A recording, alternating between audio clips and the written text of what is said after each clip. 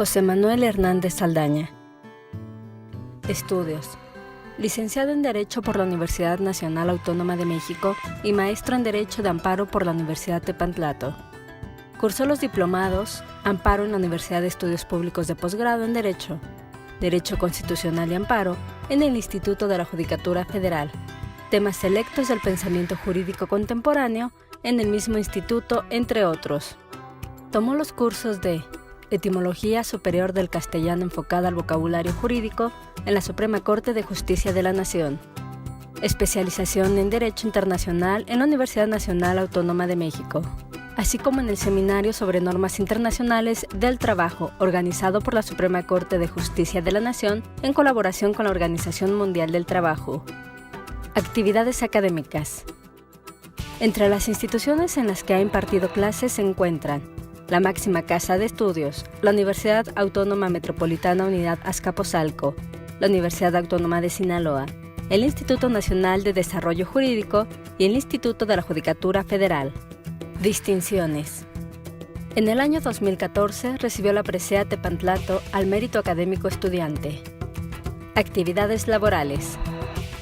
Ha ocupado los cargos de Oficial Judicial del Juzgado Segundo de Distrito en el Estado de Chiapas, Oficial Judicial de la Sala Auxiliar de la Suprema Corte de Justicia de la Nación, Juez Primero de Distrito en el Estado de Guerrero, Juez Segundo de Distrito en el Estado de México, Magistrado del Tercero, Séptimo, 12º y 13º Tribunales Colegiados en materia de trabajo del Primer Circuito.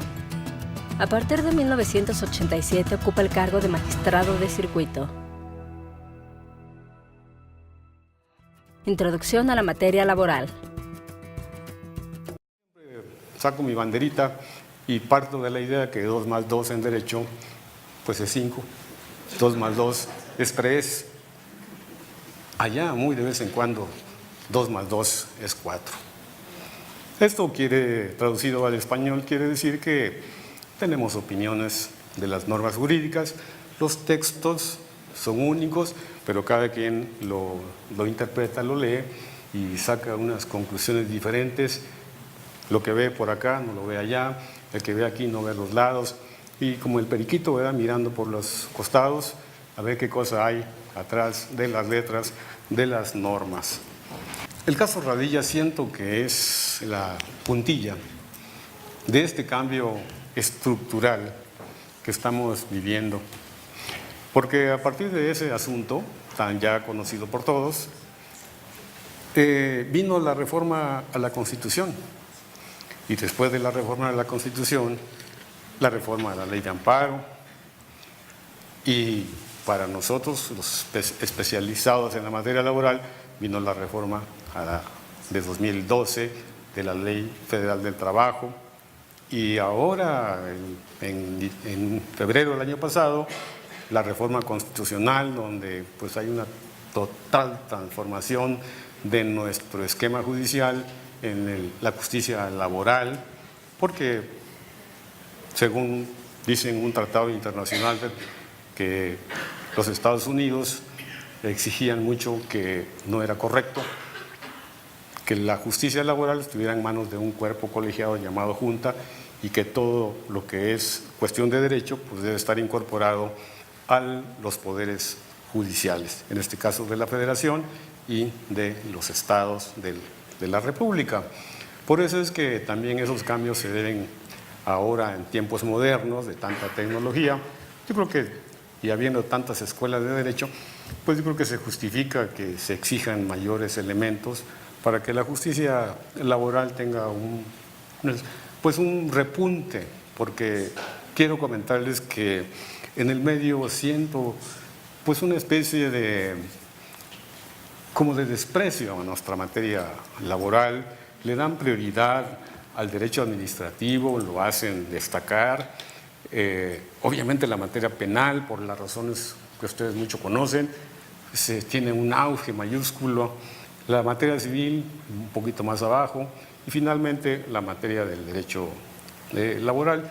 Y uno de los puntos que aprecio, que observo, es la cuestión de que el derecho laboral no lo dicen los poderes judiciales, sino que son las juntas y en su origen pues las juntas no fueron constituidas por abogados, la interpretaban otras personas con otros niveles académicos de diferente visión, muy amplia, muy visionaria, pero el tiempo ha cambiado. El tiempo ha cambiado y ya creo que es justo que ahora sean los tribunales del Poder Judicial, estatal y federal, los que se encarguen de impartir la justicia, a ver si con esto el derecho laboral toma un repunte de comparación frente a las otras ramas del derecho. Y así hemos venido trabajando a partir de la Constitución de 2011, las reformas, con una serie de principios novedosos que nos movieron el tapete, no sé si a ustedes, pero en lo personal sí se movió toda la estructura de mi cuerpo jurídico porque pues, yo pensé que ya sabía todo el artículo 123, toda la ley de amparo ya me la sabía, pero ahora me la cambiaron los artículos y estamos empezando con una serie de terminologías que nos confunden, con una serie de terminologías que son novedosas, no estábamos acostumbrados a pensar así. Verbigracia es el principio pro homine, la interpretación conforme, los tratados internacionales, la supremacía, vista ya con otro panorama pues muy amplio al tradicionalista, ¿verdad? Por la Constitución arriba, nada, de abajo de la Constitución lo que quieran, pero parece que con los tratados internacionales pues ya las cosas vienen cambiando. Un romanticismo mexicano es que los tratados internacionales como que siguen abajo de la Constitución, ¿verdad? Como que no queremos dar el salto de que pues a veces hay derechos humanos que están allá en otros países, consagrados en tratados internacionales, y que de repente los tenemos que jalar, aunque no estén en la Constitución. Y eso pues nos ha costado un poquito de trabajo decir que por encima de la Constitución pues están los tratados internacionales. Aunque ya la Suprema Corte dice, no, aquí la ropa se lava en casa, vamos primero a solucionar nuestros problemas con nuestra norma fundamental y si ya no tenemos aquí los recursos, pues ahora sí acudimos al derecho internacional. Sobre ese punto veo en la materia laboral una especie de, pues como descomposición de nuestros gremios, porque ya en todas las demandas de amparo en materia laboral están invocando por machote, como ahora se copiar y pegar, que se aplique el Tratado Internacional de San José, pero nada más lo citan. Y luego que se aplique la Convención Americana, nada más lo citan. Ya la Corte sacó su jurisprudencia y nos dice que pues no es nada más de citarla, sino que hay que argumentar en qué sentido es aplicable ese convenio, ese tratado internacional, esas normas que tienen derechos en todos lados. Otros países como Uruguay, ellos no tienen problemas. Si hay normas internacionales que están por encima de su Constitución, la aplican y no pasa absolutamente nada. Sin embargo, nosotros sí seguimos muy aferrados a la idea del concepto de soberanía, que siento humildemente que se ha transformado la concepción tradicionalista de que los pueblos son soberanos y que encima de ellos ya no hay nada. Parece que ahora es un poco al revés. Así se está más o menos trabajando en la actualidad. El derecho laboral es una introducción que me dicen y me encomiendan que platique. No sé si aquí hay especializados en la materia laboral o son de todas partes, materias del derecho, pero yo les voy a platicar algo de que el derecho laboral es muy amplio. Generalmente la comunidad o el común de las personas acostumbramos a escuchar la Ley Federal del Trabajo, la ley burocrática, si es que nos da chance para eso, pero el derecho laboral es muy amplio. En los tiempos actuales ha cambiado y ha ampliado su espectro. Y luego el problema está en que nosotros en México conocemos muy poquito de lo que es la amplitud del derecho laboral. El artículo 115 y 116 de la Constitución, que son puntos más sobresalientes, tienen ahí disposiciones que autorizan a las entidades federativas a impartir justicia laboral. Nada más que cualquier disposición de esta naturaleza, aunque es constitucional, tiene ahora sí un tope, que es el 123 de la Constitución. Todos pueden regular el derecho laboral a través de el marco jurídico fundamental, que es el artículo 123 de la Constitución. Un artículo 123 que, como ya dije, fue reformado, reestructurado, han cambiado las cosas y todo esto compaginado con la ley de amparo, pues nos ha complicado bastante la aplicación del derecho. En materia laboral tenemos nosotros diversas formas de procedimientos que son del suyo, conocidas como la ordinaria, la especial. Eso era lo más común que nosotros manejábamos. En tiempos ya a partir de la ley de 2012 se formó un procedimiento que yo le llamo de seguridad social. Ahí está inmerso en la ley otro procedimiento. Tiene el procedimiento de huelga, que son poco conocidos, un poco manejables, no son muy comunes. Lo que más conocemos es el procedimiento ordinario. Y esto de saber los procedimientos es muy interesante porque fíjense que nosotros pensábamos que seguir un procedimiento ordinario y un procedimiento especial pues equivaldría un poquito parecido, porque de cualquier manera en los dos procedimientos siempre hay la garantía de audiencia que tanto peleamos, y así ya se cumplieron en ambos periodos, en ambos procedimientos, y podemos continuar, pero después de años, porque ustedes saben que los procedimientos laborales no se resuelven a la vuelta de la esquina, y pues a veces tardan 5 años, si es que bien nos va, y después de los 5 años viene todo para atrás. Pensábamos nosotros que el haber seguido un procedimiento ordinario y luego canalizarlo indebidamente por un procedimiento especial para este efecto, pues no pasaba nada a condición de que el demandado ya estuviera escuchado y se hubieran seguido las etapas procesales. Pero la Suprema Corte emite un criterio que dice que la vía debe ser respetada, y si después de 5 años se ve que nos equivocamos porque en lugar de hacer la ordinaria se siguió la especial, tenemos que echar marcha para atrás todo, y todos esos 5 años pues ya se desperdiciaron, y retrotraer hasta ese momento, corregir la vía. Y dice la Suprema Corte que no se perdona el hecho de que ya se haya escuchado al demandado en el procedimiento especial. Eso no interesa. Hay que respetar la vía porque tiene consecuencias, formas de desarrollo diferentes. Yo sé que para usted es normal saber qué es ordinaria y especial.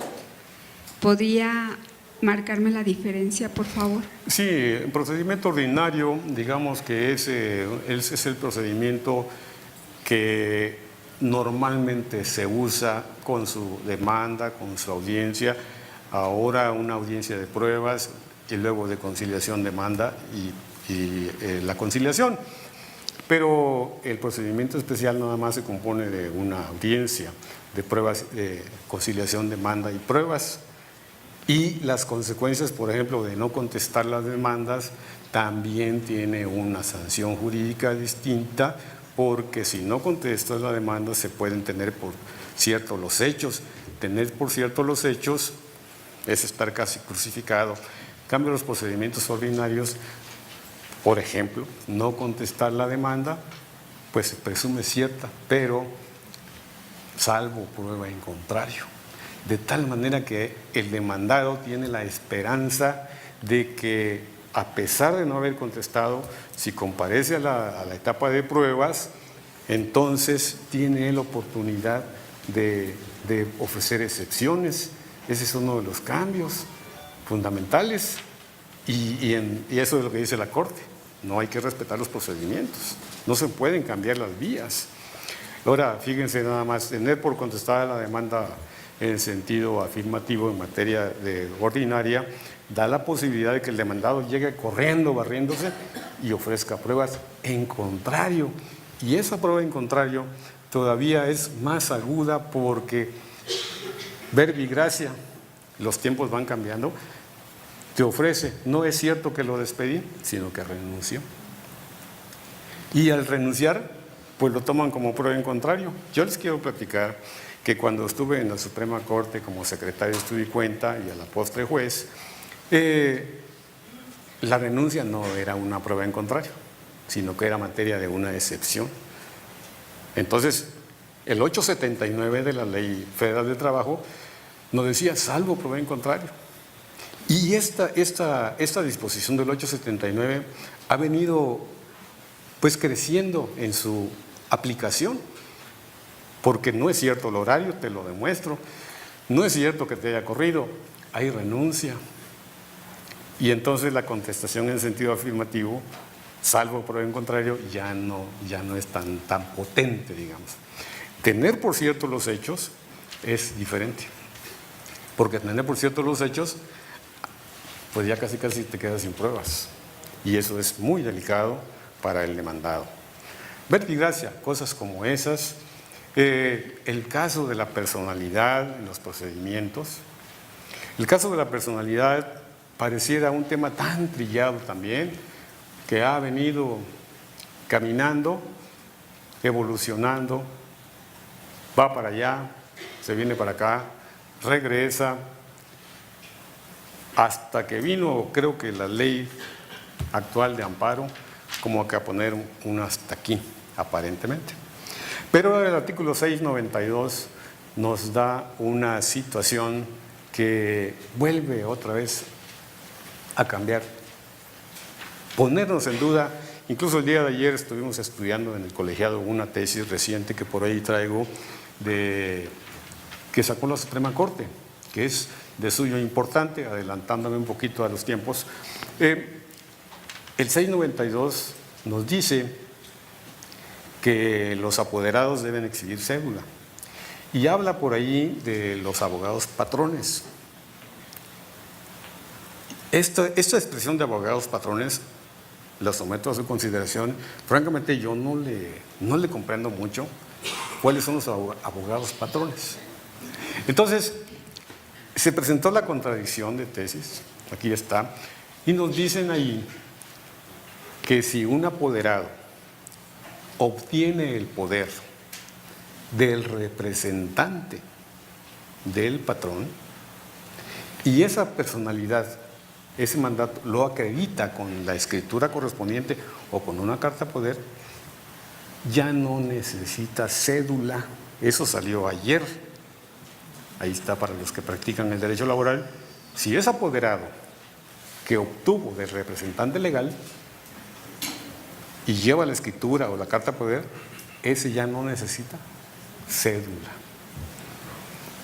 Pero dice ahí que si comparece el abogado patrón, él sí necesita una cédula. Y puede darse el caso que el representante apoderado sea un licenciado en Derecho. Para esto les diré que Carneluti fue mi apoyo para entender un poquito esto en los años de 1982, cuando la reforma del 80 estableció que a la audiencia de conciliación tendrían que ir los representantes de los patrones personalmente. ¿Cómo entendemos el concepto personal? Pues parece que no hay tanta dificultad. Personalmente, el legislador hay que interpretar qué pasa con las personas morales. Entonces se viene a analizar que el representante, la persona moral, tiene una presencia física a través de su director, de su gerente, de su administrador, del presidente del Consejo de Administración o cualquier otra persona que así lo ejerza actos de administración en la empresa, según el artículo 11 de la Ley Federal del Trabajo. Y casualmente, el diccionario de Cabanelas así lo trabaja y pone como ejemplo a nuestra ley nacional. Y él hace una distinción entre representante legal y representante convencional. Cuando salió aquella reforma, tuvimos muchos trastabilleos y pues pedir una disculpa a todos los que perdieron los asuntos, porque nosotros aplicamos personalmente, y si por ejemplo Petróleos Mexicanos, el Seguro Social, llegaba al juicio y llegaba el apoderado, pues no lo aceptábamos a la conciliación. Ahí no pueden ir los abogados a la conciliación, tiene que ir personalmente. Pues personalmente es el director de Pemex, es el director del Seguro Social, es el rector de la universidad, tiene que ir personalmente. Pero si tiene varios juicios al mismo tiempo, ¿cómo va a ir personalmente? Pues lo siento mucho, la ley no previó eso. Y vinieron alrededor de 5 años hasta que llegó una contradicción que en aquel tiempo no eran tan comunes como hoy. En cierto momento se llaman hasta expediente varios, le decían, no se llaman contradicciones.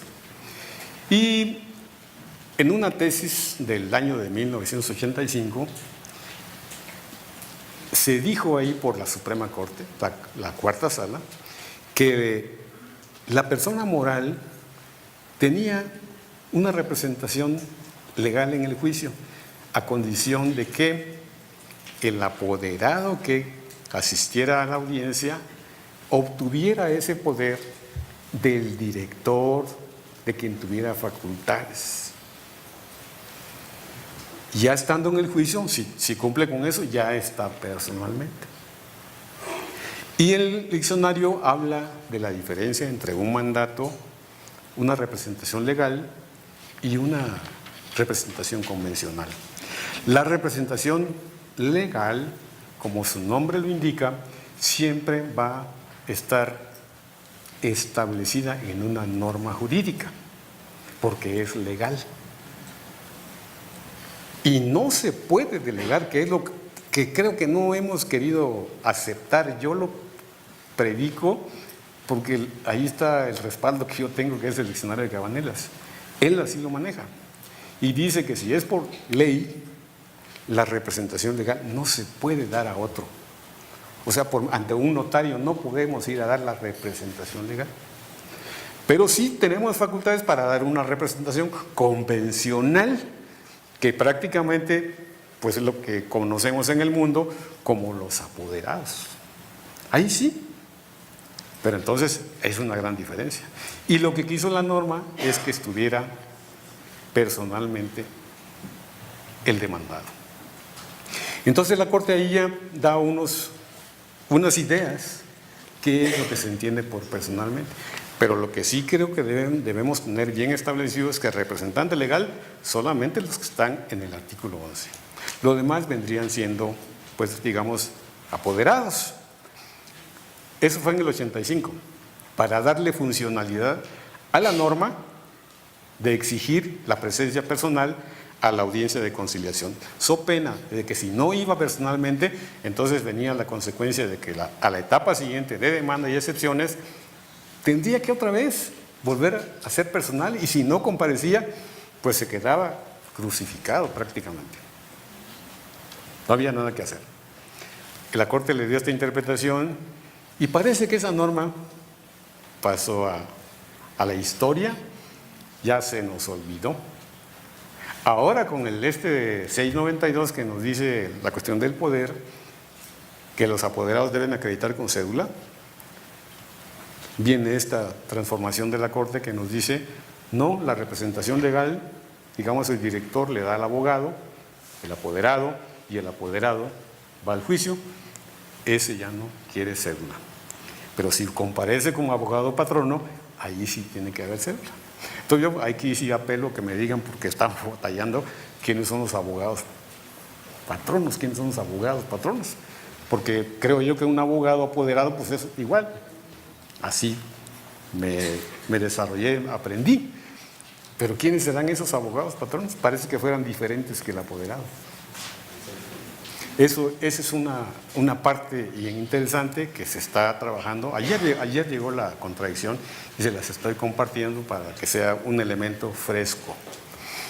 Hay una parte bien interesante que del derecho laboral, de una figura muy sui generis, que está contemplada en la fracción 21 y en la fracción 22 del artículo 123 constitucional, que me gusta hablar de ese tema porque es poco conocida, muy poco explorada y que veo que lo utilizan muchos, ciertas instituciones, concretamente dos, que yo las tengo bien detectadas.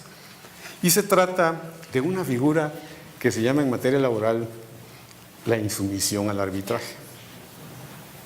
La insumisión al arbitraje, pues son cosas de derecho laboral, muy propias de ello.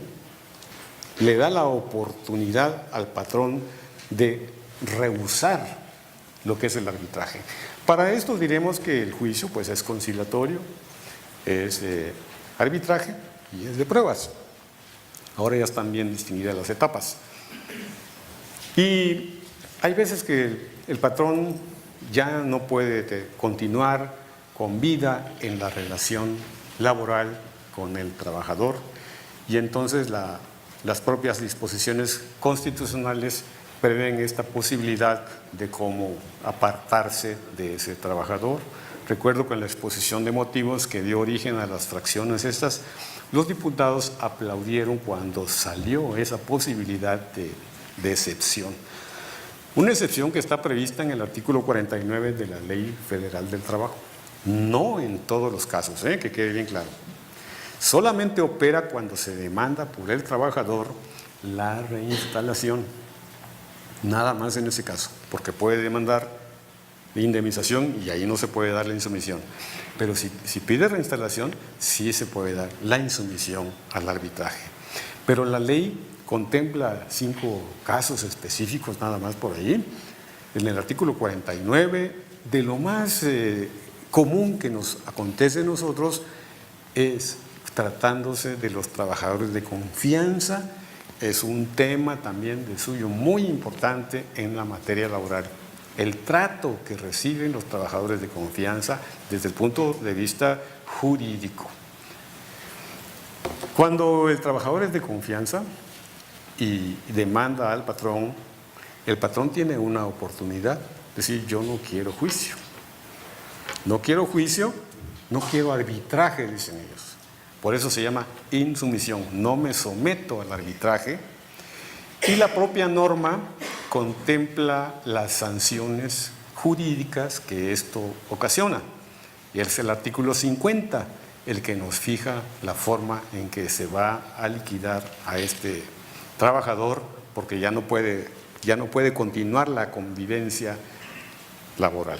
El servicio doméstico es otro de los casos, pero insisto, la figura esta más se da en trabajadores de confianza y pues muy objetivamente lo veo con 2 instituciones del Estado que manejan mucho esta figura. Porque en los demás asuntos no he visto yo que digan: ya no quiero arbitraje. Entonces, esta insumisión al arbitraje produce la terminación del juicio. Se abre un incidente y se van a demostrar ahí que realmente el trabajador esté en la hipótesis de confianza, como dice una de las exigencias del 49. Se tiene que demostrar que es de confianza, pero su pretexto es que si no lo demuestra, la sanción viene a hacerse efectiva con las indemnizaciones y todo lo que esto ocasiona. Y vamos a la ejecución.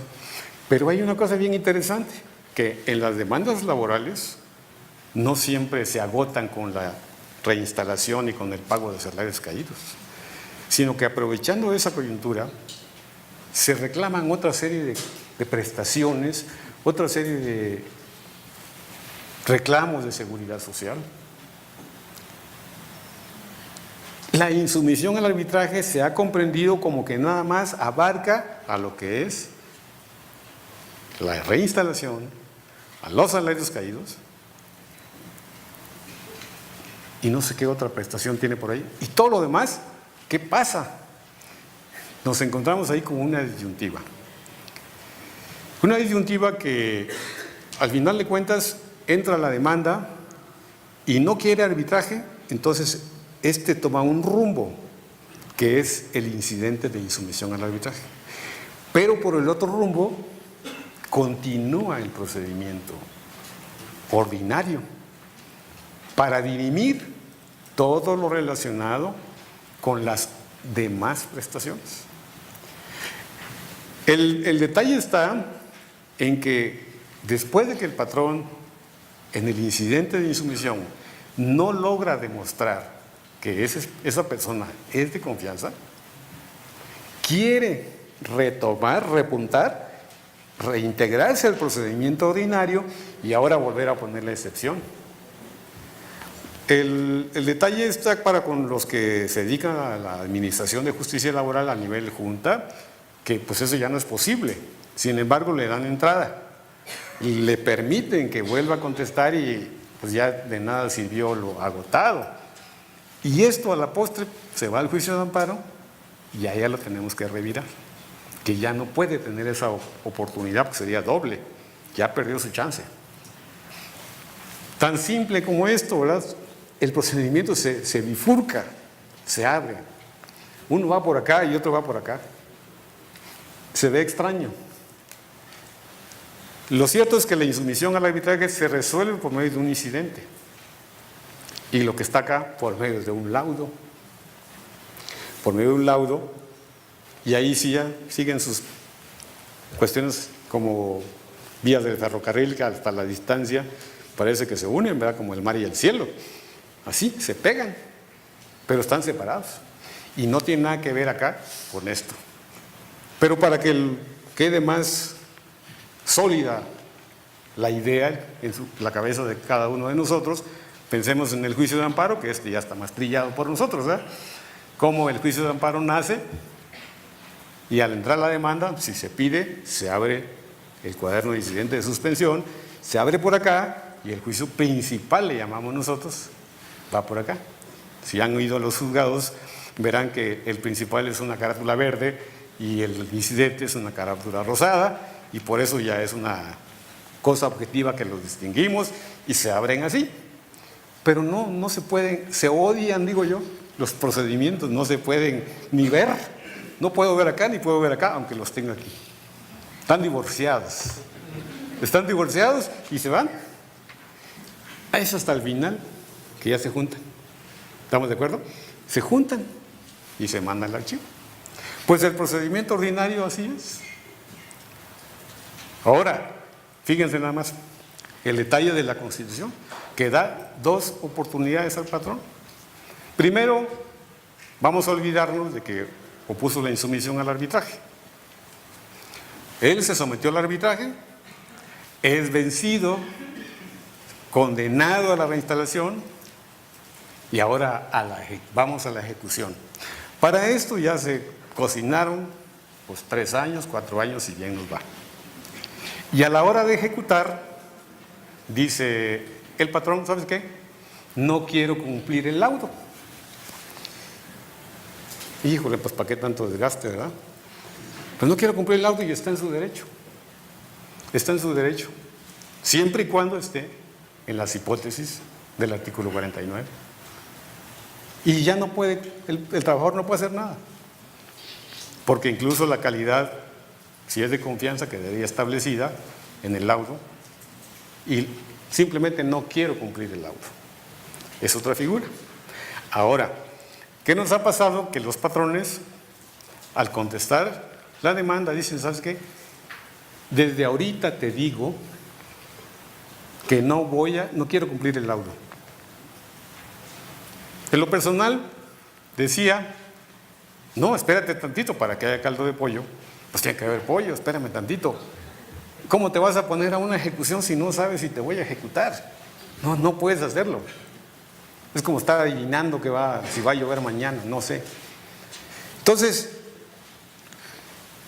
dijo la Suprema Corte que en una contradicción que sí, Se puede someter al arbitraje, etcétera, etcétera, pero si ya se demostró que hay que condenarla a la reinstalación, a continuación se viene y se resuelve sobre que no quiere cumplir el laudo, y está en la hipótesis y se acabó. Entonces se les da esa posibilidad al patrón pues de poderlo hacer. A grosso modo, esa es una idea de lo que es la insumisión al arbitraje. Lo que con motivo de las reformas constitucionales también viene a cambiarnos son temas muy importantes de estas cosas de los adultos mayores, la condición de las personas, juzgar con perspectiva de género, que en lo personal sí confieso que ha sido difícil, y por eso estamos viniendo acá para que nos orienten, nos digan cómo se hace eso, inyectados por la sangre nueva del derecho, a que cómo funciona esto de juzgar con la perspectiva del género que anda permeando por todos lados. En el derecho laboral hay una figura que la conocemos. Como decían en Europa, sacas un billete de 100 euros y le dicen Bin Laden. ¿Y por qué se llaman así? Porque saben que existe, pero nadie lo conoce, los billetes de $100, de 100 euros. Entonces, esta cuestión ya la conocemos nosotros. Es de suyo trillada. Pero a mí me inquieta por qué el legislador no se ha ocupado de ponerla en una norma jurídico-legal. Y nace la figura, parece que dicen que por los años 40. Bueno, ya vino la reforma del 70, vino la reforma del 80, 2012, y el legislador no se ocupó de la figura. Y la figura es de suyo importante, que marca las cargas probatorias, y a mí me descontrola, porque no está en la ley. Es creada por la jurisprudencia de la Suprema Corte. Se llama el ofrecimiento del trabajo. Y esa oferta de trabajo, pues ya te digo, pues ya tiene muchos años que la conocemos, pero no está en la ley. Y yo estoy convencido que en las universidades, a niveles licenciatura, de esta figura, creo que ni los profesores la conocen, ni por obvias razones no se van a ocupar de ella. El problema es cuando salimos a la calle, allá a las juntas, a la tribuna, a luchar, y nos dicen, ofrezco el trabajo, ¿y qué vas a hacer? Y ahí es donde topas con la pared. Y empiezas a aprender echando a perder. Eso sí. ¿Qué se hace? En aquellos tiempos del 78 al 82, que yo estuve en la Corte como secretario de Estudio y Cuenta, era muy fácil apreciar la categoría, el salario y el horario, condiciones elementales del trabajo. Pero porque los asuntos de legalidad, todo lo llevaba la Corte, la cuarta sala, pues no podía haber una contradicción. Ellos decían que la categoría salario y horario. Punto, eso vamos a aprender. Soy gerente, gano 1,000 pesos, trabajo de las 8 a las 4 de la tarde. Contestación, no, tú no eres gerente, eres mensajero, ganas 500 pesos. Ah, pues ahora te ofrezco el trabajo. Carga de la prueba del patrón, demuéstrame la categoría, demuéstrame el horario, el salario. Lo compruebo, entonces la carga de la prueba se va para el trabajador. Y el trabajador tiene que estar batallando con todo esto. Ahí tenemos que, desde este punto, desde este momento, veo pues, platicar la necesidad de la igualdad pero procesal, porque la igualdad social, imposible. Pero la igualdad legal, el legislador, cuando menos con las normas jurídicas, trata de de nivelar al trabajador con el patrón, para que el juicio sea equilibrado. Entonces se exonera por todos lados a la carga de la prueba al trabajador. Todo es carga del patrón, pero cuando le ofrece el trabajo y le resultan las mismas condiciones, esa carga de la prueba va hacia el trabajador. ¿Y qué elementos tiene el trabajador? Porque en el derecho laboral pues, se manejan muchas cosas. No sé si en otras ramas del derecho sea igual, pero en materia laboral, pues el patrón como que no es cumplidor de las normas laborales. O sea, no te da tu recibo, no te quiere dar la tarjeta de asistencia, la guarda, te oculta los elementos. ¿Quién sabe qué estrategias juega? Entonces, ¿qué pruebas voy a ofrecer? Y ahí es donde está el problema.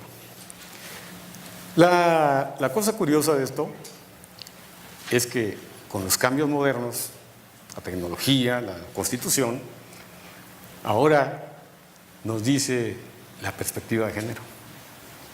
Y ahí tenemos una jurisprudencia que a lo mejor ya la conocen, pero de todas maneras la vamos a publicitar aquí, de que la Corte nos dice que esta figura de la oferta del trabajo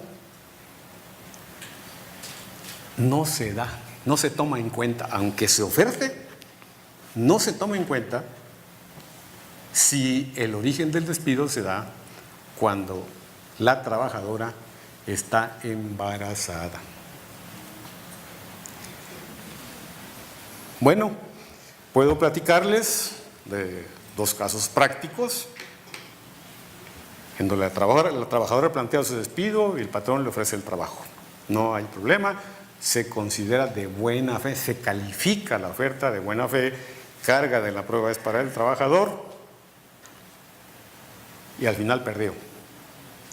Pero ya al ir al juicio de amparo, en los conceptos de violación, me dice ahí una serie de circunstancias y hace ver que la corrieron porque estaba embarazada. Yo creo que sí coinciden conmigo que no es hecho propio del patrón, ¿verdad? El hecho de que esté embarazada no le consta al patrón, ¿verdad? Por obvias razones. Bueno, podían darse algunos casos en que sí.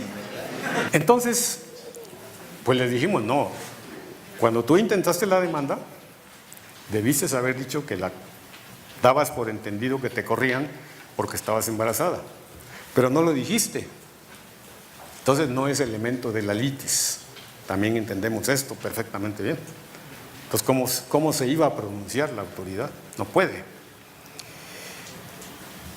En el concepto de violación ya me estás diciendo que estabas embarazada, pues estás introduciendo un elemento ajeno a la litis y aunque sea verdad, pues yo ya no lo puedo tomar en cuenta. Y en los colegiados, que ustedes saben cómo es un colegiado, somos 3 magistrados y quiero confesarles que es una reunión, pues no, todo tiene menos de amigable, ¿eh? Es bastante pesada y pues hay gente que tiene ciertas ideas muy propias, ¿verdad? Que quería hacer valer esto, ¿no? No se puede. Tiene que formar parte de la litis. Se niega el amparo. Pero viene el otro, ese es más reciente. Creo que hace 15 o 20 días lo resolvimos. Y en este caso, sí la trabajadora plantea el problema de que como estaba embarazada, la corrió el patrón. El patrón niega, le ofrece el trabajo, pero sí reconoce que ella sí estaba embarazada. Si estaba embarazada, pues a lo mejor se miraba de manera objetiva, pero en ese caso, aunque todas las condiciones ofertadas sean buena fe, dice la Corte que ya, eso no puede operar. Y es una de las novedades de juzgar con la perspectiva de género.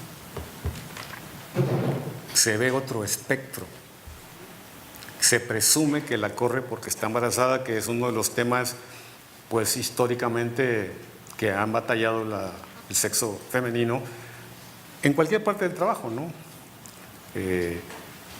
Pues entonces quieren dar el trabajo porque Yo recuerdo que antes les hacían un examen para entrar, un examen de sangre para ver si tenían, pues ya estaban embarazadas o no, y si estaban embarazadas, pues nomás no. Pues es una especie de discriminación eso, ¿verdad? Ahora este planteamiento de la Corte pues es novedoso para nosotros y lo estamos aplicando. Otro aspecto interesante de estas reformas es la vulnerabilidad. Qué bueno que pues, la Suprema Corte nos va guiando en este camino, en estas brechas novedosas de la Constitución y novedosas de la Ley Federal del Trabajo, que son elementos modernos del derecho. Adulto mayor. Bueno, pues yo obviamente que aquí creo que todos somos adultos y mayores. Pero esta cuestión no se juzga así, sino que tiene una ponderación. Lo que hay que aprender es que el punto de partida, que es la edad, no es sintomático de estar en un aspecto de vulnerabilidad. No es suficiente. A lo mejor ustedes ya lo saben, pero habrá otros que no lo sabemos. Y tan es así que la Suprema Corte emitió su jurisprudencia. Y esto de la vulnerabilidad implica una ponderación. ¿En qué casos? Pero por ser simplemente mayores de edad, no es suficiente. Que nos quede claro eso para que no estemos batallando con que ya tengo 65 años, ya soy mayor de edad, soy vulnerable. Esto tiene que ver con el ejercicio de los derechos de la seguridad social. Porque en la seguridad social hay una pensión que se llama cesantía en edad avanzada, que se adquiere con el requisito mínimo de 65 años. Pero al llegar a los 65 años, no opera de manera directa que te la vayan a dar, sino que tienes que reunir otra serie de requisitos. Y no te la van a dar porque tengas 65 y ya seas vulnerable. Tienes que cumplir con las reglas. Y ahí nos dice la Corte, se tienen que ver otra serie de circunstancias y vuelve a compenetrarnos en este mundo la subjetividad, ¿verdad? del juzgador, de que primero en qué tribunal cae, quién lo va a ver, para ti será, para mí no será, según las pruebas que estén ahí también. Eso es novedoso para nosotros, esa perspectiva de juzgar. Nos ha costado, a mí lo personal, no puedo hablar por mis compañeros, pero en lo personal sí, y no es que me resista, porque dice que los changos viejos ya no pueden aprender armas nuevas. No, yo no me he resistido a eso. He querido siempre estar a la vanguardia de los adelantos tecnológicos y de la modernidad, pero sí le cuesta a uno cambiar ese chip. Me quiero expresar así con esa terminología modernista, ¿verdad? El chip que uno tiene en la cabeza, porque pues siento que los gigabytes que tengo aquí en la cabeza, pues ya como que tienen que agotarse, pero como mi computadora todavía está moderna, lo que hago es hacer una desfragmentación y de toda la jurisprudencia que sabía yo del año de 1955, pues tuve que eliminarla de mi cabeza para que se abra un espacio y vuelva a compenetrarse los nuevos conocimientos y estar a la vanguardia de lo que... No resistirme pues a eso, porque allá en el Poder Judicial, no sé si ustedes trabajan, permea esto de que como ya somos de una época diferente, como que ya no estamos en condiciones de aprender cosas nuevas. No, hay que tener esa disposición, mostrarlos cada día muy fuertes mentalmente para ir evolucionando hasta que pues yo diga, aquí se acabó la vida. La ley prevé las formas de cómo se puede acreditar personalidad. ¿Cómo califica la ley al apoderado de persona moral con facultades para pleitos y cobranzas, pero que no tiene la calidad de licenciado en Derecho.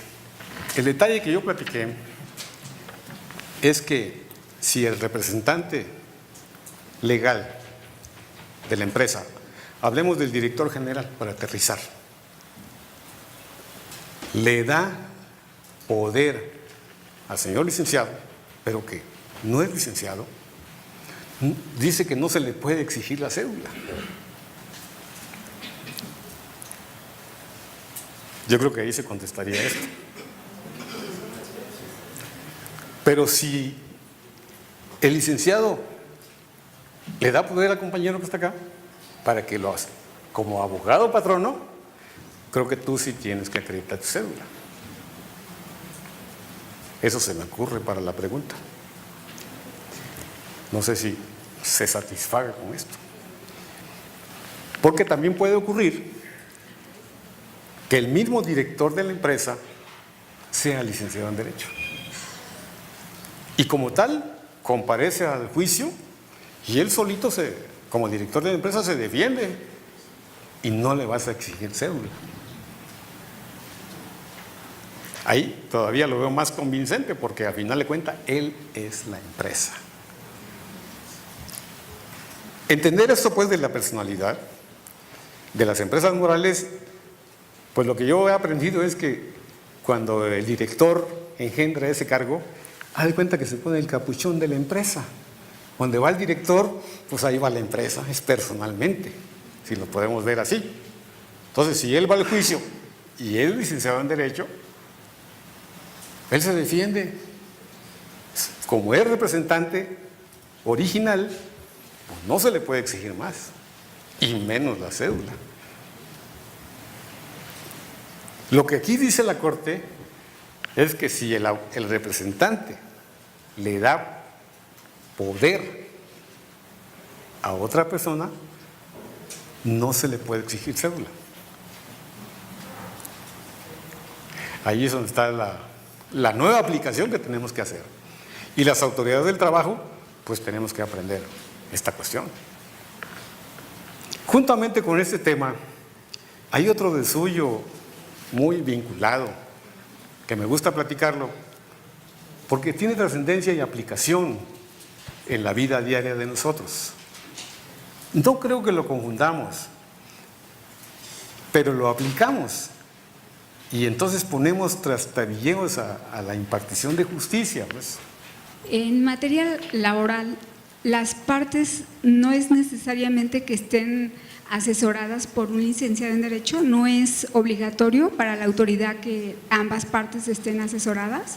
Bueno, no hay norma que lo disponga así, como en el derecho penal. Acordemos que en el derecho penal sí tiene que estar el defensor. Pero en laboral no. Pues ahí, en el laboral no lo dice así. Sin embargo, hay una tesis de un tribunal colegiado, eso lo aprendí en un congreso que hubo el año pasado, de un colegiado que vio que el trabajador no tenía apoderado y ordenó, repuso el procedimiento para que le designaran al defensor de oficio. Pero si la autoridad no sabe eso, entonces no, puede no es que no lo seguir. sepa, lo que pasa es que yo no encuentro una obligación de la autoridad de decirme, oye, te voy a tener que nombrar. Acordemos la materia penal, ahí sí, no es renunciable, ¿eh? Si tú, el reo, pues, se presenta, ¿no?, tu apoderado, pues venga una persona que lo asesore, ahí está la defensoría de oficio. Si no haces eso, pues aunque el delincuente sea auténtico, al final de cuentas, todo está en estado de indefensión. Y en la materia laboral no existe una disposición así. Y qué bonita pregunta, porque ese colegiado sí se lanzó y repuso el procedimiento porque el trabajador no tenía asesoría jurídica. Porque hoy en día, con la aplicación de la materia de derechos humanos, podríamos decir que se encuentra en estado de indefensión porque no tiene la capacidad legal para poderse defender ante una autoridad de ese tipo, ¿no? Yo quiero confesar que en el aprendizaje de este tránsito por el Poder Judicial Federal, he tenido maestros de acá y de acá, en el tránsito y me han enseñado a juzgar. Siempre me expreso así, mirando de frente. Juzgar. Aplico la norma jurídica. Ganaste, qué bueno. Perdiste, qué malo. ¿Cuáles son mis instrumentos? El principio, que en derecho laboral no es nuevo. En derecho laboral el principio pro operario. Y eso va. Entonces, yo pienso, y en tiempos modernos, que aunque la lucha de clases existe, en la objetividad y de acuerdo con las normas que tenemos, al ver los procedimientos de amparo, da a veces la impresión de que el que está indefenso es el patrón. Ya no es tanto como en antaño, que sea el trabajador el que está en estado de indefensión, porque la propia norma en el 80, la pretensión fue que toda la carne al asador de la carga de la prueba es hacia el patrón. Y con eso ya lo ayudó. Sería bueno, atendiendo a su pregunta, ¿verdad?, me parecía correcto que el propio legislador hubiera previsto que no puede estar el trabajador sin un asesor. Pero no lo dice así. Y la forma de solucionar eso, se presenta al trabajador, pues de todas maneras el patrón tiene toda la carga de la prueba. Toda. Él tiene que acreditar, sí, no, etcétera, y con base en eso se va a resolver. El problema es cuando le ofrecen el trabajo y le cambian la carga de la prueba al otro. Ahí es donde el trabajador, si está solito, pues ya se amoló. Pero obligación no lo hay. Si la respuesta correcta, concreta, es que no hay obligación. Pero sería muy interesante que el legislador previera esa posibilidad. A lo mejor más adelante se pueda establecer esa situación. Con lo que está diciendo, yo entiendo que entonces cualquier persona puede representar a un trabajador, a un demandado en este caso. No, cualquier persona no, porque el 692 ya Porque condicionó. si no le pide cédula, la ley no precisa que tiene que tener la carrera de Derecho. No, sí, el 692 sí nos dice que tenemos que exhibir cédula. Y cuando tú no eres abogada, tienes que llevar una carta de autorización para litigar, pues, o para ejercer la carrera de Derecho. Ajá, sí, pero licenciado, yo así le estoy entendiendo. Cuando dice que si el apoderado no necesita, el representante le faculta para representar al trabajador, que ahí no necesita cédula profesional. Creo que no se me entendió. No, sí. Lo que yo estoy platicando de la jurisprudencia de la Corte es que el representante legal, entendiéndose como director, gerente, administrador, que puede ser cualquiera, sí, él da un poder a un abogado. Y el abogado va a la junta, pues ya aterrizando. Ahí no se le puede pedir cédula, pero lo dice la Corte. Muy bien. No se le puede pedir cédula. Sí, bueno, entonces yo no le escuché cuando decía que al abogado le entrega ese poder. O sea, sí, de hecho sí, le nombra apoderado. Pero ya al concurrir a la audiencia, no se le puede exigir cédula. Basta con que él justifique que obtuvo la facultad del director, del representante. Entonces, el representante del patrón tiene que entregar ese poder a alguien que tenga la carrera de Derecho, entonces, ¿verdad? Pues no sé, yo creo que no es necesario. La categoría de mandatario, confieso que de acuerdo con el Código Civil, no sé si la categoría de apoderado para hacerlo tenga que ser licenciado en Derecho. Porque nosotros, como personas físicas, le damos un poder a cualquier persona. para que me defienda, para que me patrocine, me represente, y no es abogado. Lo que sí queda bien claro aquí para nosotros, que la norma decía que los apoderados sí tienen que acreditar la cédula. En esta rebambaramba Ahí sí. viene el representante, el director, pues, para no estar hablando en abstracto. El director que lo representa legalmente le da facultades al abogado. Y este abogado va a la Junta. Y la Junta no le puede exigir cédula. No le puede exigir. Ese es el cambio que hay. Esa tesis llegó antier. Estoy hablando de pan caliente, ¿eh? Y nosotros ayer en el seno del tribunal, ayudado de mi equipo de compañeros trabajadores que son expertos en la materia también, pues vamos a estudiar este punto, ¿no? Porque nos interesa. Y llegamos a esa conclusión de que ya no sé, ahí ya la norma jurídica perdió un poco de fuerza en su pretensión. Por eso yo recordé a la tesis del 85, que por cierto la recuerdo tan bien que la hizo el ministro Alfonso López Aparicio en el 85. Es una cosa muy parecida. Yo no he visto la ejecutoria de este asunto y no sé si esta ejecutoria última retomó el tema de don Alfonso López Aparicio. Porque vuelvo a insistir, en aquel tiempo tenían que ir personalmente. Pero entonces el ministro hizo para darle funcionalidad a la norma, hizo un estudio y dice, bueno, si el apoderado lo obtiene del director general, está muy dedicada, porque así dice la tesis, por aquí la tengo, si el director de Pemex le da poder al apoderado de allí, al abogado, ya el abogado va a la audiencia de conciliación y se entiende que es personal. Y entonces la norma jurídica ya sufre un atenuante, pues si se puede llamar así, para darle funcionalidad.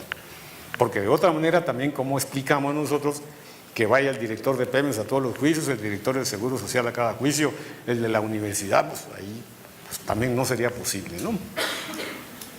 Eso es creo yo que en este caso, el artículo 692 ya sufre una atenuante, pues. Bueno, por eso yo dije 2 más 2 es 5 o 3. Yo estoy explicando lo que la Corte nos está diciendo. Y eso es lo que vamos a aplicar. La Corte es definitiva. Y eso es lo que vamos a aplicar.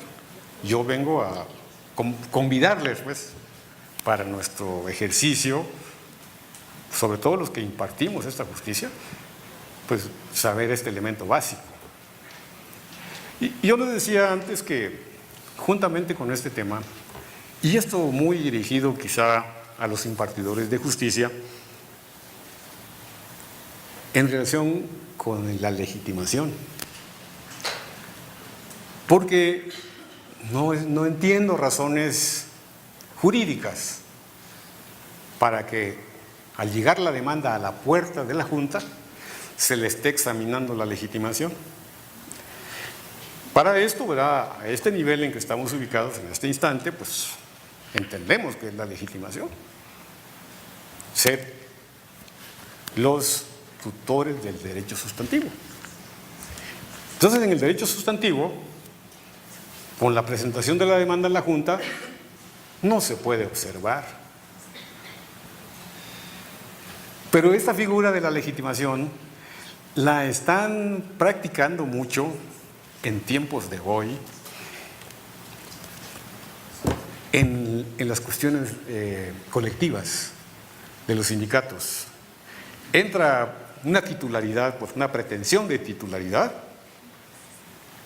inmediatamente ve la Junta, no tienes legitimación y vamos al archivo. Y lo acaba. Y eso equivale a menospreciar el procedimiento jurisdiccional. Porque la legitimación se puede acreditar hasta la audiencia de pruebas. Ahí yo puedo ya tener que llevar mis documentos, mi recuento, ¿verdad?, para demostrar si tengo legitimación en la causa, por supuesto. Entonces,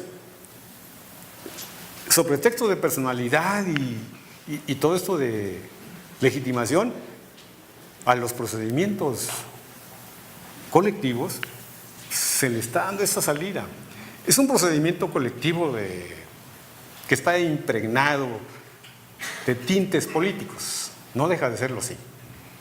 Y por años ha sido sacrificio duro de lucha, no solamente interna, sino también luchan contra la autoridad que le pone cualquier obstáculo para dirimir esta controversia. Entonces optan por ir al juicio de amparo, y allá tenemos que decir que la legitimación, como dice la Suprema Corte, pues no es vista con la pura demanda, ¿no? Esto nos pasa, yo creo que en cualquier juicio, pero en materia de amparo, que sí medio le entiendo, entra la demanda y no podemos decir, oye, no tienes interés jurídico. No, un momento, espérate tantito. Vamos a admitir la demanda. Y fíjense, en estos casos de la legitimación está pasando otra cosa que también, a lo mejor ya lo saben, pero lo voy a platicar. Dice la norma de la ley de amparo que cuando se rinde el informe justificado y se alega falta de fundamentación y motivación, la autoridad tiene chance, al rendir su informe justificado, de fundar y motivar. Pero ahora me lo están haciendo de manera general. No sé si intencional o por falta de conocimientos, pero esta figura de la fundamentación y motivación vía informe justificado, salvo la mejor opinión de ustedes, está reservada para la materia administrativa. Entonces, en la materia jurisdiccional ya no se puede fundar y motivar. Cuando ocurren esas demandas colectivas de titularidad, las desestiman porque no tienen la legitimación, y ahora viene el informe justificado y ahí expresan toda la fundamentación que le hizo falta al acuerdo o que consideran por qué no le dan trámite. Y esa argumentación del informe justificado no es posible tomarla en cuenta, porque salvo la mejor opinión de ustedes, la ley se reservó eso a la materia administrativa. Ahí sí. En la materia administrativa sí, la autoridad puede fundar y motivar su acto. Nuevamente, llega el informe al juzgado y el juez le tiene que correr traslado al quejoso para que él o amplía la demanda, hace nuevos argumentos vía conceptos de violación atacando a eso, o bien puede hacer una demanda de amparo distinta. Lo que tenemos que aprender pues es que está reservada esa disposición para la materia administrativa. A la jurisdiccional no se le aplica, no se le aplica. ¿Qué otros cursos de vulnerabilidad novedosa nos podría plantear y que requieran un ejercicio de percepción, tomando en cuenta el discurso de los derechos humanos? Lo que me acuerdo es uno muy reciente que tuvimos, donde el señor pidió una pensión X al Seguro Social, pero él la pide con la norma del Seguro Social de 1973, por decir algo. Pero viene la Junta y en lugar de aplicar la norma del 73, aplica la norma del 97. Entonces ya hay una especie de incongruencia del laudo, porque no está resolviendo la acción como está planteada. Obviamente viene el Seguro Social. Pues hay incongruencia, oye, nadie te pidió la aplicación de la norma nueva. Pues eso ya provoca que concedamos el amparo. si lo viéramos antes de estos principios. Pero ahora se observó que este actor, ahora sí, tenía 90 años. Y lo que dije al principio, entra el juicio de ponderación, pues no sé, pues dígame, con 90 años y ya podemos acceder a decirle que, bueno, pues sí existe esta violación, pero pues no es posible concederte el amparo por ello, pues oye, el señor ya tiene 90 años y aquí que le den la pensión, ya cuando le den la pensión, pues ya, ¿para qué? Esos son de los casos, ¿verdad?, que se nos presentan. El de la embarazada. Pero esto de que ya juzgar que porque tienes 75 años ya eres vulnerable, pues hasta yo me sentí ofendido, ¿verdad? Pues, ¿cómo? Pues sí, oye, pues yo, pues una cosa es que aparente, pero otra es que me sienta, ¿verdad? Porque uno tiene la juventud que quiere, ¿no les parece? No lo dije yo, lo dijo el maestro Burgoa. A él sí créanle bien. La juventud que uno tiene es la que quiere. Bueno, y si se quieren ver así como Agustín Lara, pues hay que bajarle a la caloría, ¿no? Hacer ejercicio y trabajar bastante para que se desgaste la caloría, ¿no? Ese es el cuestionamiento. La vulnerabilidad, pues obviamente es un campo abierto. Cada caso tenemos que... Eso es precisamente juzgar con esa perspectiva. Apertura. Y ahí es donde nos cuesta un poquito de trabajo. Lo otro de suyo importante, que las autoridades deben aplicar, mi percepción es que no se está ejerciendo. A lo mejor no se ha dado la oportunidad, pero hasta ahorita no lo he visto. Es eso de el control difuso y el control concentrado.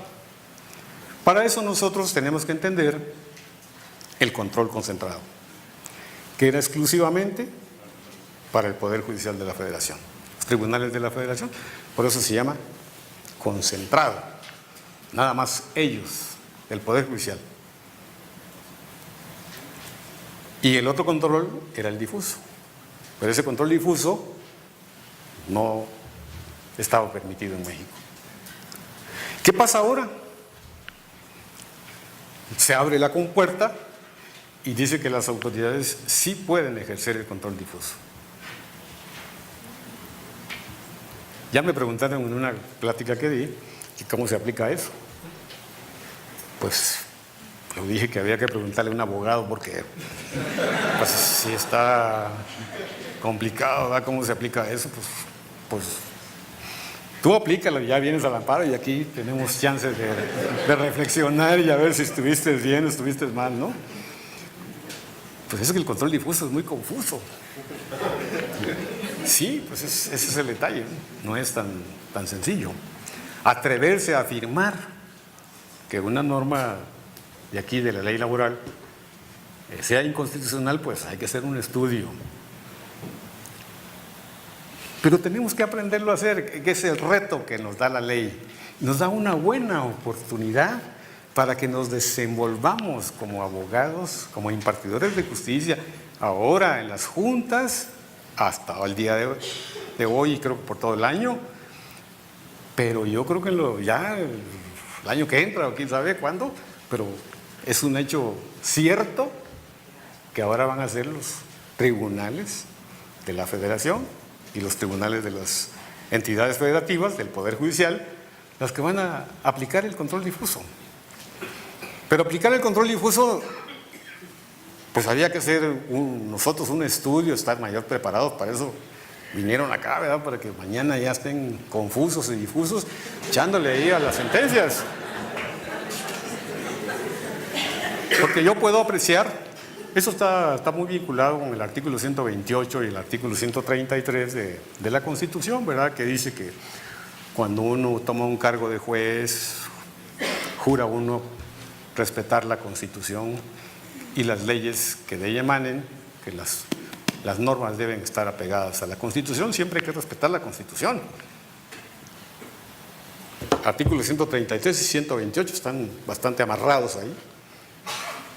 Entonces, si nosotros vemos acá que una norma es inconstitucional, tendríamos que hacer el argumento en vía control difuso. Pero expresar con argumentos de pelea, pues, la pelea jurídica, eso es lo que queremos, para que cuando vayan a los colegiados también nos pongan a estudiar,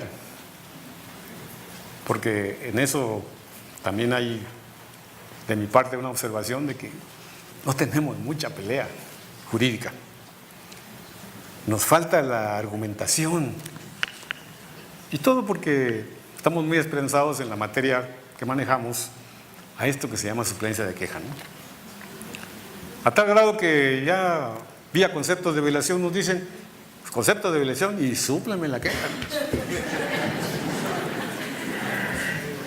Bueno, no se les puede prohibir que lo digan, pero creo que deberíamos nosotros tener un ego profesional, decir, vamos a decir, la norma es inconstitucional, pero porque la estudiamos y recurrimos a los tratadistas, etcétera, etcétera, para que la argumentación sea sólida.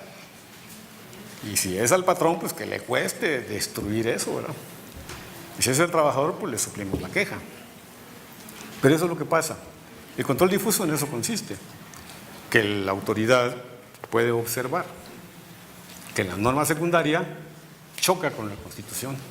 Entonces, no la aplico, la hago a un ladito, y al hacerla a un ladito, hago porque impere la fuerza de la Constitución.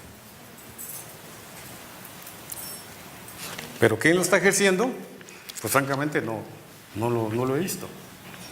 Tanto que se anhelaba eso y ya no se pudo, no se hace.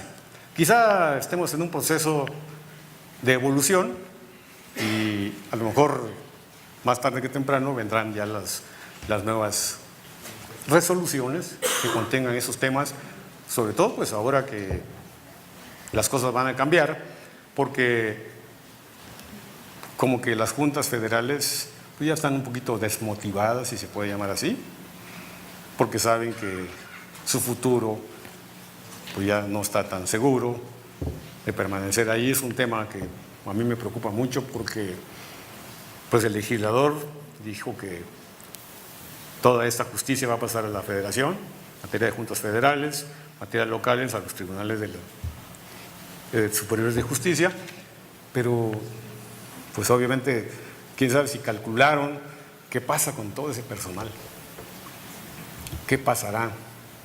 Y ahí a mí, pues estando en esta materia de derecho laboral, pues con mayor razón me angustia qué va a pasar con toda esa gente. Y desafortunadamente, pues hasta hoy no tenemos ninguna nueva ley federal de trabajo que regule todo esto. Nada más puedo platicarles de la exposición de motivos que tienen, algunas cosas que salpican para platicar, pero no se sabe ni cómo se van a llamar los tribunales, nada más habla de tribunales. La exposición de motivos habla de tribunales y tribunales y tribunales. Lo novedoso pues es que va a haber un instituto de conciliación que tiene origen constitucional, descentralizado. Quién sabe qué naturaleza jurídica le irán a poner. Va a ser totalmente previsto en la Constitución, integrado por 4 del gobierno, 4 del capital y 4 del trabajo, algo así creo que va, que tienen que integrarse a este instituto. Y esto va a llevar toda la cosa conciliatoria y toda la cuestión colectiva de registro de sindicatos y huelgas y todo ese tipo de cosas. Y es obligatorio. O sea, no vamos a poder ir al juez laboral si no hemos pasado por la conciliación. Es obligatorio. Así que si nos saltamos esa tranca, pues vamos a perder el juicio. Esas son las novedades. Lo demás, pues no le puedo, no sé, porque no tenemos ley, ni estoy preocupado por la ley, porque sí, en el ámbito de nosotros veo conferencias que se desgastan en discutir lo que no existe, Y yo he peleado por eso. Bueno, pero ¿por qué les preocupa tanto? Nosotros somos jueces. Póngame la ley que quiera. Y ya la vamos a aplicar en su oportunidad y vamos a decir si está correcto o no. Pero a mí no me preocupa el derecho sustantivo ni el derecho adjetivo. Eso no, como juez de materia de amparo, a mí no me angustia eso. Me angustia la situación de los trabajadores. Eso sí, créame lo que sí me angustia. ¿Qué va a pasar con toda esa gente? Y todo lo demás. Ayer salió publicada una, para su conocimiento nada más, ya no lo van a saber, pero se creó un organismo por parte del Consejo para hacer un enlace, ¿no?, de cómo se va a formar eso, como en la materia penal. Como en la materia penal, que se integró una comisión para la transición de todo esto, ¿no? Y yo vislumbro también que, creo que está previsto, que a futuro pueda haber un código nacional de procedimientos laborales. Y a propósito de eso, yo les quiero comentar esto de los apoderados y de los abogados asesores. Fíjense cómo la ley 692 nos habla de asesores jurídicos, abogados jurídicos. Pero yo voy a esto, es que las universidades, aquí está el señor rector, la Universidad de Puebla, por ejemplo, expide el título y les dice abogado, notario y actuario. Y la Universidad Nacional, la Universidad de Tepantlato, son licenciados en Derecho. En otras universidades les dan otro nombre. Y yo digo, ¿por qué no se unifica la Secretaría de Educación Pública a darle un título a los que estudiamos la ciencia del derecho? Para unirlo y no haya confusiones, porque si vemos el 692, pues sí nos confunde un poco. Yo confieso mi ignorancia y veo que sí nos dice, que nos habla la fracción tercera, la fracción sí, habla de abogado, apoderado de persona moral. Y hay otra fracción, los abogados patronos, dice la fracción segunda. Entonces, las diferencias entre uno y otro, pues yo confieso que no lo entiendo. Yo sabía que el abogado apoderado, pues es el abogado patrono. Pero aquí ya se da una diferencia. Entonces, si voy a abogado patrono, yo podía pensar que lo de la Universidad de Puebla son abogados, porque tienen título de abogado. Ellos no tienen título de licenciado en Derecho. Y así, cosas de esas, pero creo que va a haber un Código Nacional de Procedimientos Laborales para que sea toda la República la que aplique la norma y en consecuencia, pues que en el futuro todas las estructuras jurisdiccionales pues apliquen la misma norma y cuando la Corte decida, para bien o para mal, ya tenemos que ver solamente una ley, ¿no? Hay un tema también de suyo muy importante que se los platico. Tenemos el personal de carrera. Personal de carrera, con toda esta cuestión que nos sucede en la vida diaria, de sobra comentada, seguridad nacional, etcétera, etcétera,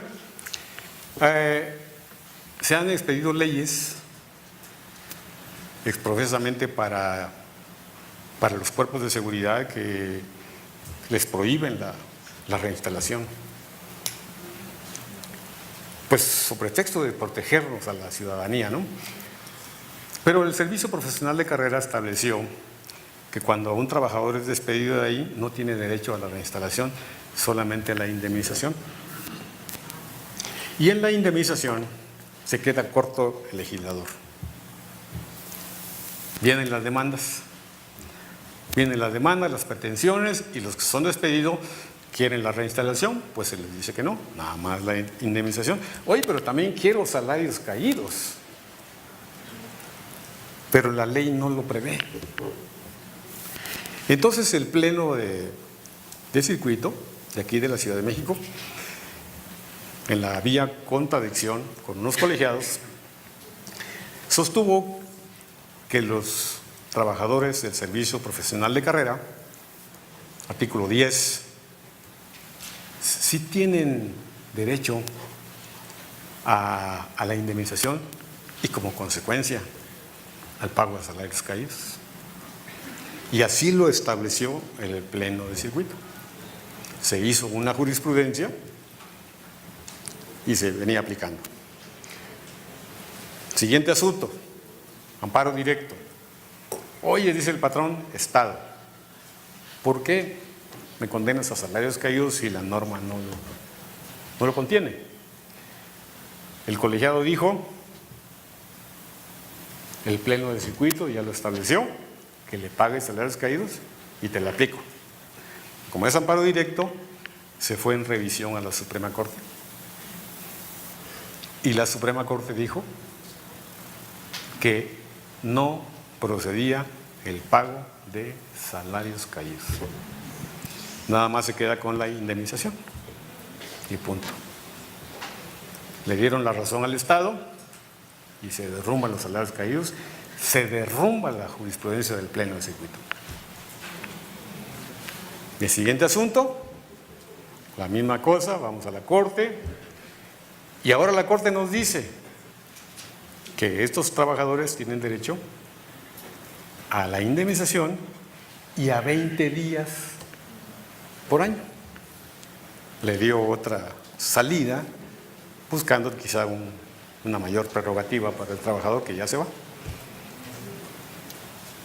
Yo, en humilde opinión, pensaría que hubiera estado más acertado que se dijera que los salarios caídos eran más acertado consignarlo que se les pagara, por una razón, porque la misma Suprema Corte de Justicia nos dice que los salarios caídos quedan comprendidos en el concepto de indemnización. Pues ahí están. Si la norma dice que tiene derecho a la indemnización, pues podríamos entender que ahí están los salarios caídos adentro. Porque los 20 días es una norma muy exclusiva, es una excepción. Es una excepción.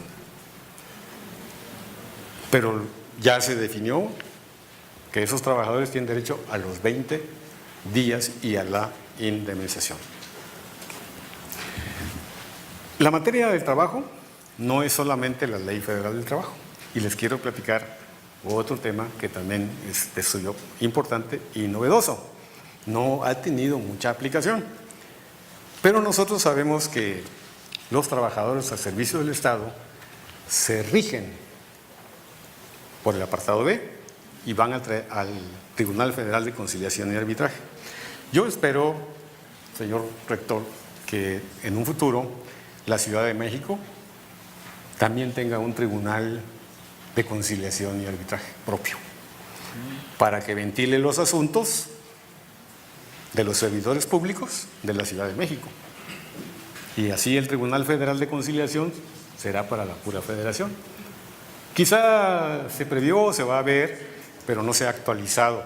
Por lo pronto, todo recae en el Tribunal Federal de Conciliación y Arbitraje.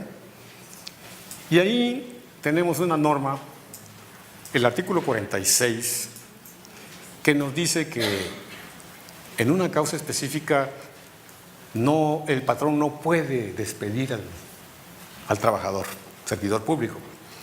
Tiene que pedir una autorización ante el tribunal. Es una demanda, ¿no? Es una demanda que se hace, oye, te vengo a pedir autorización para cesarlo. Y obviamente tiene que llevar el documento base de la acción, que es el acta que le levanta de los hechos, de las ratificaciones ante el Tribunal Federal. Ahí el actor es el Estado patrono, y el demandado viene siendo el trabajador. No se le puede dar de baja a un trabajador, pero en ciertas hipótesis sí. Del 46, si no pides la autorización. Y si lo haces, te van a dar cráneo. Pero ahora nos encontramos con este detalle, que tenemos la ley de los profesores del servicio docente. Y ahí hay un artículo 75, 76, que nos dice que la autoridad, esa secretaría puede darle de baja al trabajador sin acudir al Tribunal Federal.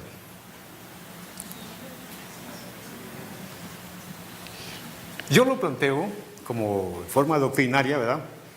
Tenemos una ley federal de conciliación y arbitraje que nos dice que hay que pedir permiso para autorización, pues para cesarlo. Y tenemos una ley que nos dice que no tienes que acudir acá. En mi cabeza se arma un conflicto de leyes. ¿Cómo se le soluciona ahí? Ahí, para su información, cuando esta ley sale, se denuncia una especie de controversia constitucional, creo, en la Corte, y la Corte hace un estudio integral y dice que toda la ley está bien. Está bien, y dentro de eso el artículo habla de una tesis de ese artículo para cuando ustedes tengan esos problemas, que es correcta la ley de educación, que no hay problema, que sí lo puede cesar, nada más que después de que lo cesa, dice la Corte que el trabajador afectado puede ir al Tribunal Federal a defenderse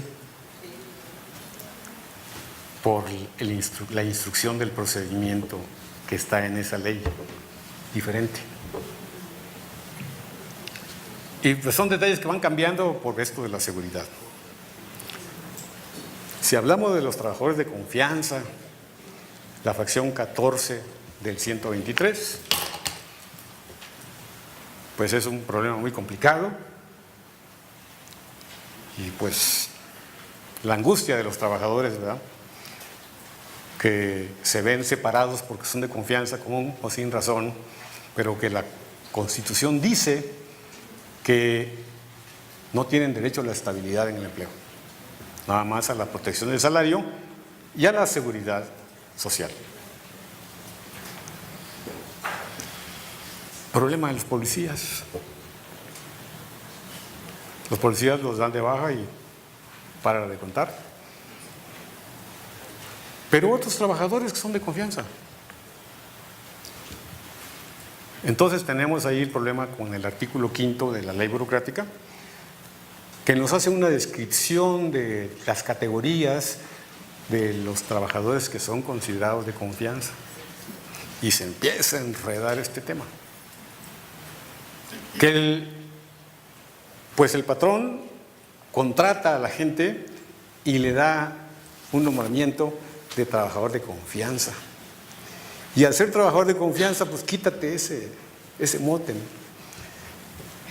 Entonces la Corte, dándole una solución a esos problemas, dijo que la sola denominación del cargo no hace que sea de confianza.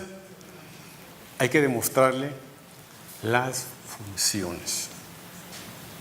Y en ese problema de las funciones es el organismo del Estado el que tiene que comprobar que realmente maquila, que realmente hace esa actividad, pues con las actas que levanta, deben ser trabajadores de inspección, vigilancia y fiscalización, pero que realmente las haga, porque tenemos ejemplos donde tú eres trabajador y eres gerente, perfecto, pero realmente estás barriendo, o estás allá adentro de mecanógrafo. Entonces el nombramiento de gerente no es el que uno se imagina, ¿verdad?, gerente de la empresa, ¿verdad? Y sin embargo eres gerente, sí, pero estás allá escribiendo. Entonces, la categoría no hace la confianza, sino que es la función, pero que el patrón tiene que demostrar. ¿Y cómo lo demuestra? Pues a través de cuestiones de ofrecimiento de pruebas donde él vea que el trabajador realmente está desarrollando esa función. Tenemos esos grandes problemas de los trabajadores de confianza. Muy, muy complicado. En estos casos, trabajadores de confianza, la burocracia tiene la costumbre de contratar y los contrata por servicio profesional. y lo disfraza. Se arman los problemas, contratos, y así lo tienen a uno, pero hay un momento en que le cortan el cordón umbilical y fuera. Pero yo tengo 10 años ya con estos contratos así. Y 10 años atrás. Entonces, nos encontramos con el problema de que son de servicio profesional. Pero decimos, no, son trabajadores. Y nosotros dijimos, pues como el contrato tiene una naturaleza civil, al no valer, pues no vale nada. No vale nada. Ninguna condición que esté ahí. El patrón tiene que pagar y ahora el contrato se volvió indefinido, etcétera, etcétera, y se arma la contradicción. Y la Corte nos dijo, no, momentito, tienen que sujetarse al término del último contrato. Ese es el que tienen que mirar. No le pueden dar más. Pero ahora ese es el apartado B. Ahora viene el apartado A. Y en el apartado A, el trabajador lo tiene a contrato, y así lo tienen por largo tiempo. Nunca aspira a la base. Así es la costumbre. Estalla la bomba y dice, oye, pues te tengo contratado a tiempo fijo. Y nosotros decíamos, pues sí está demostrado el tiempo fijo, se permite en la ley que te contraten a tiempo fijo. Y la Corte sacó una contradicción que compitió con el colegiado de Guadalajara y uno del norte. A mí me parecía más acorde la de Guadalajara. Y se estudió este tema por la Corte y dijo la Suprema Corte que el contrato a tiempo fijo, al fijarle un término, no es suficiente. Hay que plasmarle el por qué es a tiempo fijo. Si no lo dices ahí, no surte efectos. Pero el punto más agudo de todo esto es que cuando plantea el trabajador su demanda en la litis laboral, nada más dice, yo estoy contratado a tiempo término y quiero la prolongación. Así nada más. Y la Junta dice, pues a tiempo fijo. Va al colegiado, dice la Corte, no. Tienes que ver que ese contrato a tiempo fijo se justifique de acuerdo con la obra a hacer. ¿Sí? Y si no lo justificas, ya te dan grano. Entonces, esa es la cuestión con el comparativa con el otro. Allá sí dice, llegas a término, vamos al término. Aquí llegas al término, no es suficiente. Tienes que justificarle por qué. Y, consecuentemente, no se altera la litis, dice la Suprema Corte. Aunque no lo haya planteado como demanda. No se altera la litis. Y bajo ese sistema, el problema que tenemos interno es que la tesis del apartado A quieren que se aplique al apartado B. Y hasta donde yo sé, pues así como está el pasillo, apartado A, apartado B. Pero a veces, porque también a veces medio se mezclan las sillas así. Para terminar, les quiero comentar nada más lo de la suplencia de la queja. Nosotros, como estamos en el área de amparo, pues estamos obligados y por la permanente comunicación y contacto con el juicio de amparo, pues lo vamos aprendiendo, pero tenemos temas que quizá ustedes no tengan acceso por la materia que manejan, etcétera, pero que es de suyo saberlo que existe. La suplencia de la queja, ahí dice la fracción de la ley de amparo que se suple a favor del trabajador. Nada más. Eso es lo que nos enseñan en la universidad, en la Tepantlato, en la Universidad Nacional, nada más a favor del trabajador. Pero de ahí se derivan una serie de tesis de la suplencia de la queja. Lo que sí queda claro es que a los patrones, aunque se viole la Constitución, no se les suple la deficiencia. Cuando están los sindicatos titularidad de contrato colectivo así, no se suple la queja. Pero cuando el sindicato está defendiendo al trabajador, sí le voy a suplir al sindicato, porque el destinatario de la protección es el trabajador. Eso no lo miramos. Cuando el trabajador está en un pleito administrativo también, siendo trabajador y siendo alguna cosa laboral, se le suple la queja en materia laboral. ¿Sí? Esos detalles, ¿verdad? No sé si por ahí estén apareciendo, pues con los numeritos, ¿verdad? Chueco Derecho algún día se nos puede ofrecer tener presente en qué momento pueden suplir la queja, ¿verdad? Y finalmente, no me quiero ir con esta inquietud de platicarles que el artículo 171 de la Ley de Amparo nos dice que tratándose de laudos, los trabajadores no están obligados a agotar recursos. Así dijo el legislador, pero resulta que en materia laboral pues no hay recursos.